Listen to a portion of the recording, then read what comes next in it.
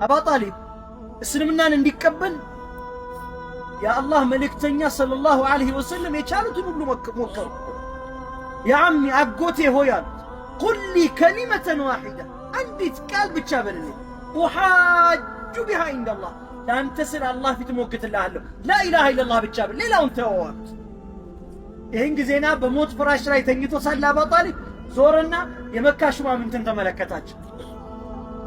የመካ ሹማምንት አጠገቡ ቁጭ ብለው የአባትህን ሃይማኖት የቤተ ዘመዶችን ሃይማኖት ጥለህ ልትሄድ፣ ትናንት ለመጣው ሙሐመድ ሃይማኖትን ልትቀይር፣ የመካ ታላቅነትን ልታጣ፣ ስምህን ክብርህን አስብ እንጂ አሉት።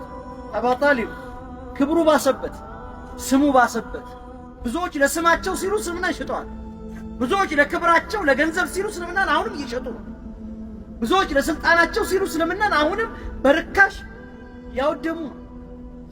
ወዲያውኑ አባ ጣሊብ አና አላ ሚለቲ አብዱል ሙጠሊብ አለ፣ እኔ በአባቴ አብዱል ሙጠሊብ መንገድ ላይ ነኝ። የአላህ መልእክተኛ የሚናገሩት ጠፋቸው። መጨረሻ ምን አሉ? አጎቴ እንደ አላህ ከተቀበለኝ ከሞትክም በኋላ ቢሆን አላህ ምህረት ጠይቅልሃል አላቸው። አላህ አይቻልም አለ፣ አይቻልም።